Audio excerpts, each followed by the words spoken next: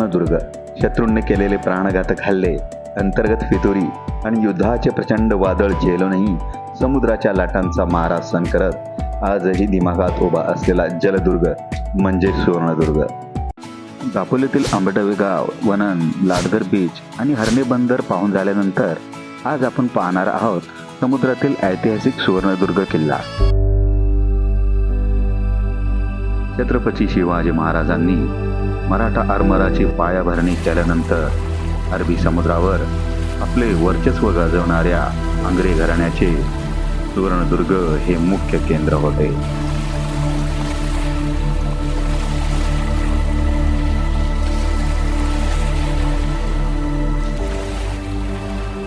सुवर्णदुर्ग किल्ल्यावर जाण्यासाठी आपल्याला हरणे बंदराला लागून असलेल्या कनकदुर्गामार्गे जावे लागते. आता आपण सुवर्णदुर्ग किल्ला बघणार आहोत. त्यासाठी बोटीने जायचं आहे. इथून जवळजवळ 15 मिनटं लागतील आणि तिथं अर्धा तास फिरण्यासाठी आणि तिथून परत इथे येण्यासाठी 15 मिनिट, असा 1 ते 1.5 तास लागणार आहे आपल्याला. आणि पर पर्सन 200 रुपये आहेत. त्या बोटीत आपल्याला बसायचं आहे. आणि आपण तिथं सकाळी गेलो होतो, तिथं मच्छी बघितली, आपण काही मच्छी विकत घेतली. हे हरणे बंदर आहे. जवळच असलेला कनकदुर्ग मात्र माझ्याकडून एक्सप्लोर करायचा राहून गेला.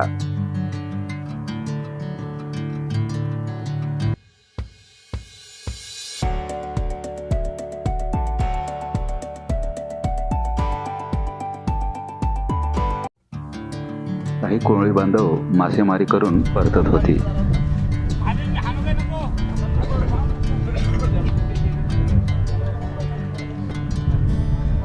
मित्रांनो, सुवर्णदुर्गला अशी आमची मंडळी चालेल सुवर्णदुर्ग किल्ला पाहायला. कसं वाटतंय? मस्त वाटतंय? छान वाटतंय ना? मस्त गारगार वाटतंय. आणि आमची बस निघालेली आहे. बोट का बस? बोट बस निघाली आमची. आणि हे बॅलन्ससाठी असं लावलेलं इथे यांनी. त्या रीतीने आपण निघालो मित्रांनो.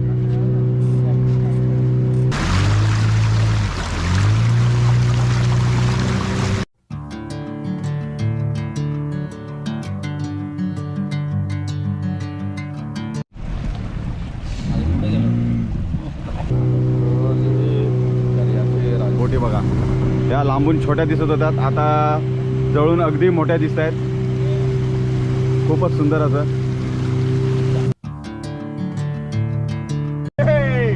अपाटाचा समुद्र माझ्या मागे आणि आम्ही चाललेलो आहे सुवर्णदुर्ग किल्ला पाहायला. तुम्हीही बघा, आम्ही बघतो. प्रत्येकी 200 रुपये. येऊन जाऊन, जाताना 15 मिनटं, येताना 15 मिनटं, म्हणायला अर्धा तास, असा 1.5 तास जाणार आहे आमचा. जय शिवाजी, जय भवानी, जय शिवाजी, जय भवानी, हर हर महादेव, हर हर महादेव, हर हर महादेव.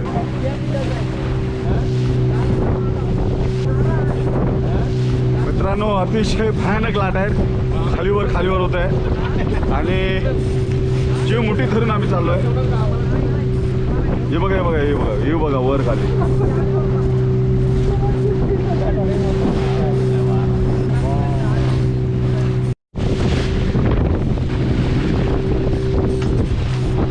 सुवर्णदुर्ग किल्ल्याला भेट देताना आपल्याला गोवागड, कनकदुर्ग आणि फतेगड या तिन्ही किनारी किल्ल्यांचे अतिशय जवळून दर्शन होते.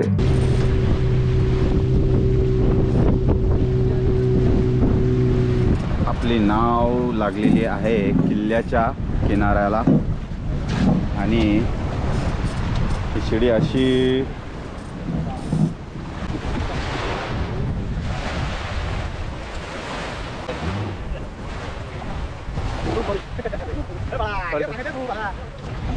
सांगितलेलं आहे. दिव्य आहे. आणि आता आमच्या राजगुरू साहेब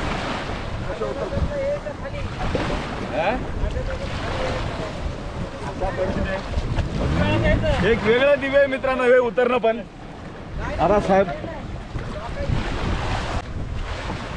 कसे उतरतात आता ते चाललंय बघायचं.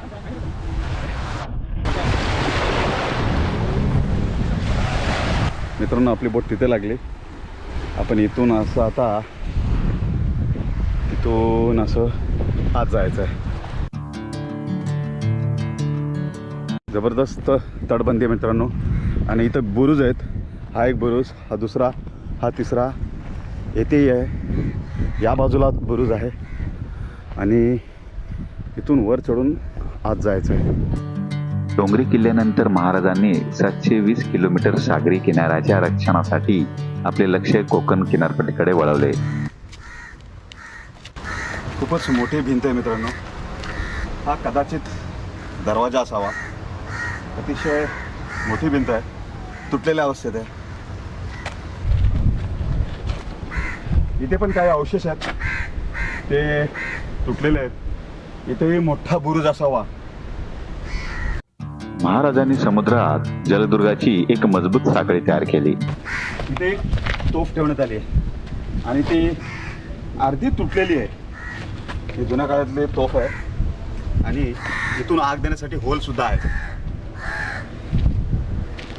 या किल्ल्याला येण्यासाठी पूर्वी इथून पायऱ्या असाव्यात. या आता नव्याने पायऱ्या केलेल्या आहेत आणि इथून येऊन मग त्या मुख्य प्रवेशद्वाराकडे वर जात असावेत.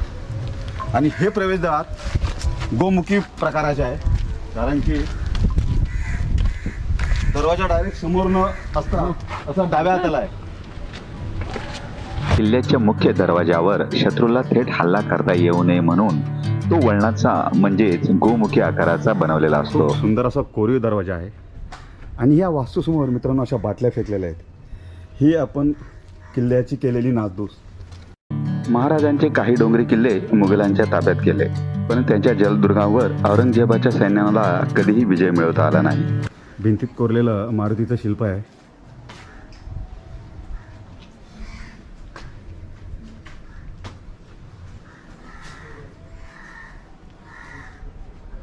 अतिशय कोरू दरवाजा आणि इथे कासव आहे.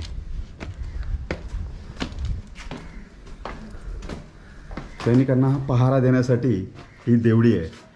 या बाजूला एक आहे आणि या बाजूला एक आहे. 91 कलमी बखर आणि एका डच पत्रात सुवर्णदुर्ग हा छत्रपती शिवाजी महाराजांनी बांधल्याचा उल्लेख येतो. मित्रांनो भव्य तटबंदी आहे. त्या बाजूला सुद्धा तटबंदी आहे. इथे काही अवशेष आहे. सन 1671 मध्ये छत्रपती शिवाजी महाराजांनी सुवर्णदुर्गाच्या डागडुजीसाठी 10,000हून बाजूला ठेवले होते. या दरवाजाच बाजूला कदाचित ही विहीर असावी. पाणी आहे, खराब आहे, पण तरीही अजून थोडं पाणी आहे.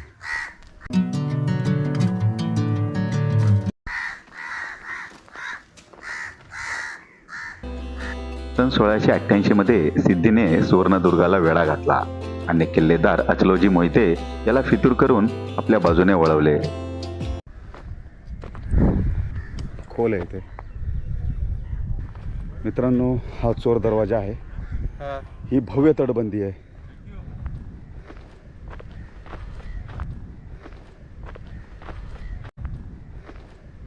चोर दरवाजाला जाऊया. हो मित्रांनो हा चोर दरवाजा आहे. दगडी कमानींनी तोलून धरलेला हा चोर दरवाजा शत्रू सैन्याला सहजासहजी दिसणार नाही अशा पद्धतीने बनवलेला आहे.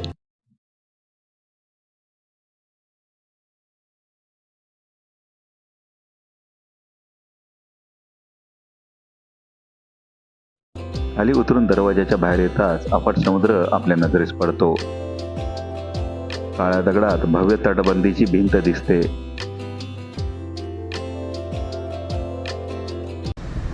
पूर्वी दळणवळणाचं साधन जे काय असेल, समजा बरोबर. तुमचं धान्य असेल, दारुगोळा असेल, मॅनपॉवर असेल, त्यांचं हां. सगळं ट्रान्सपोर्टेशन म्हणजे भरतीच्या वेळेला बोट इथे लागेल, छोटी बोट. बरोबर, छोटी बोट. इथून आतमध्ये म्हणजे समोर जरी काय असेल तरी काही कळणार नाही इकडनं काय इथून आहे. काय गपचूप फास्ट मुवमेंटसाठी छोट्या बोटीने असं कारण अंदाज आहे ना? अंदाज नाही. नावच आहे चोर दरवाजा. चोर त्यामुळे दरवाजा. म्हणजे सगळं जे इन आउट असेल नाही. न आणि कळत- इमर्जन्सी मध्ये माहिती आहे का, हां. तिथनं जर आपल्याला काय असं वाटलं की आता आपलं काही म्हणजे धडगत नाही यांच्यासमोर, बरोबर, तर इथून बाहेर सुद्धा म्हणजे की नाही, त्यांची नजर न जाता आपण पसारू शकतो. पसार होऊ शकतो इथून. राजांना म्हणजे महत्वाच्या बरोबर. व्यक्तीला बाहेर काढण्यासाठी. बरोबर.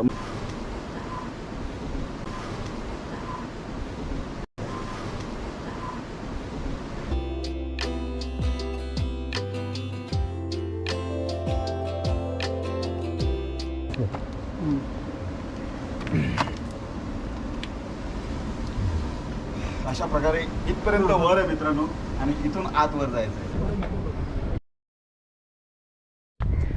मित्रांनो आपण हा चोर दरवाजा पाहिला आणि इथून आता चालत त्या तटबंदीवर जाऊया.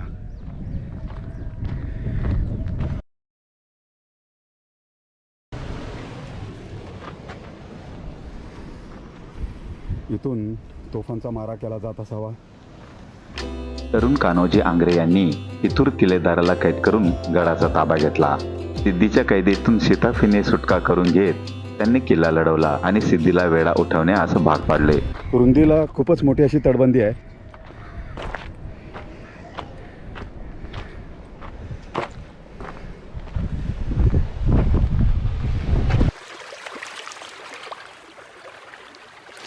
आपण तिथून आलो मित्रांनो. तिथून असा वळसा घालून खाली चोर दरवाजाकडे गेलो, तो पाहिला आणि तिथून परत वर आलो आणि आता या तटबंदीवरून आपण चालतो आहोत.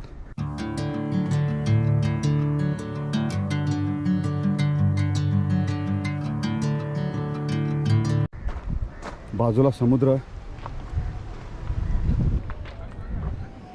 इथं कसलं तरी बांधकाम आहे. इथेही ठिकठिकाणी होल आहेत. मारा करण्यासाठी बहुतेक हे होल असावे. हा एक सुंदर असा बुरुज आहे इथे मित्रांनो.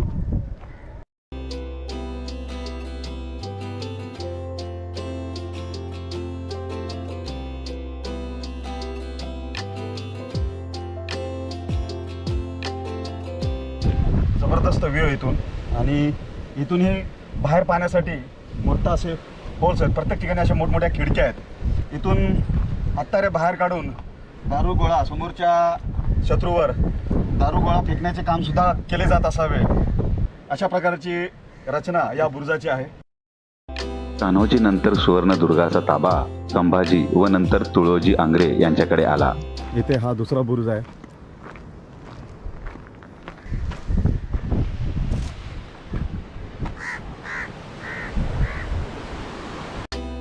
तुळोजींचा प्रभाव वाढल्यामुळे नानासाहेब पेशव्यांनी इंग्रजांची हात मिळवणी करून 2 एप्रिल 1755 रोजी सुवर्णदुर्गावर संयुक्त आरमारी मोहीम काढली. ही पूर्ण तटबंदी फिरतोय मित्रांनो आपण. इथेही बुरुज आहे.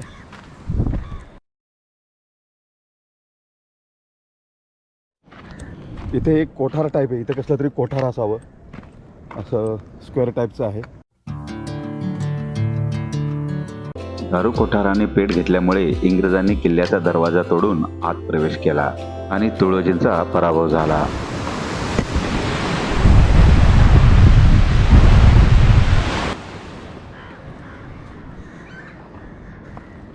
इथेही एक खोली आहे. इथं कोठारा असावं. मजबूत असं बांधकाम आहे आणि आपण याच्यावरून चालत आहोत. इथे हा एक बुरुज लागला मित्रांनो. आपण त्या बाजूने असं गोल फिरून आलो. या बाजूने आत गेलो.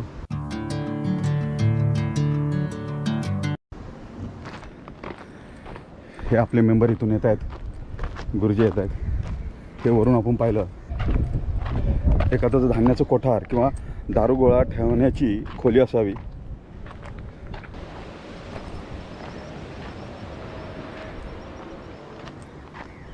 सन 1802 मध्ये यशवंतराव होळकरांपासून स्वतःचा जीव वाचवण्यासाठी दुसऱ्या बाजीराव पेशव्याने सुवर्णदुर्ग किल्ल्याचा आसरा घेतला होता. हा एक बुरुज आला.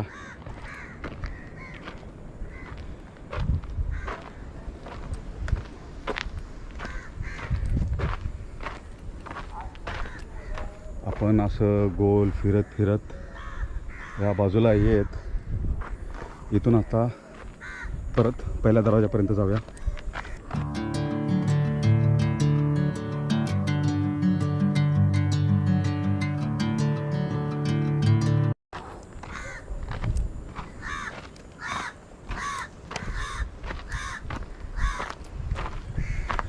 हा एक बुरुज.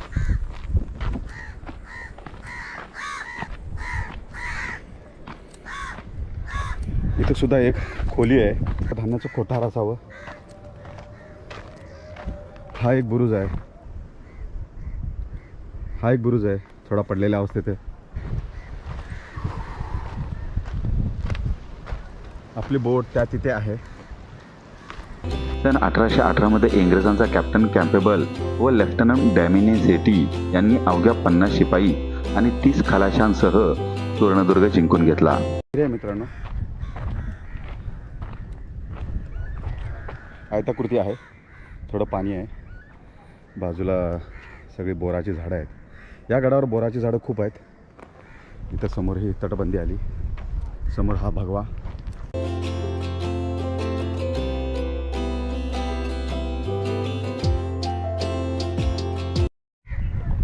मित्रांनो, इथे हा एक राजवाडा असावा. स्क्वेअर टाईप आहे आणि पडलेल्या अवस्थेत आहे. एखादं कोठार किंवा एखादा राजवाडा किंवा सैनिकांसाठी राहण्यासाठी जागा असावी.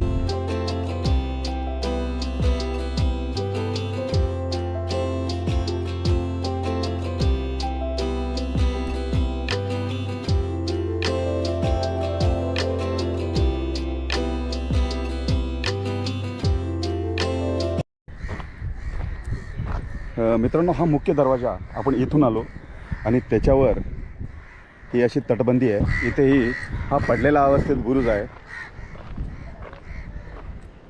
हा एक आहे.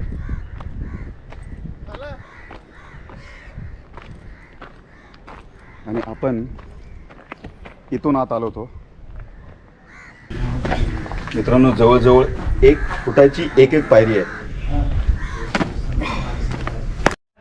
मित्रांनो, आपण या दरवाजातून आत आलो आणि इथं डाव्या हाताला जाऊन तिथे चोर दरवाजा पाहिला. तो पाहून मग परत या तटबंदीवरून चाललो, असं गोल फिरून त्या बाजूला जाऊन असं तिथून फिरून परत इथून असं खाली उतरलो. दरवाजाच्या ह्या मागचा भाग आपण पाहिलेला नाही आहे. इथेही तेवढीच मोठी तटबंदी असावी. आणि इथून आता आपण घरी चाललो. शत्रूंनी केलेले प्राणघातक हल्ले, अंतर्गत फितुरी आणि युद्धाचे प्रचंड वादळ झेलूनही हा सुवर्णदुर्ग समुद्राच्या लाटांचा मारा सहन करत आजही दिमागात उभा आहे. आमचे काय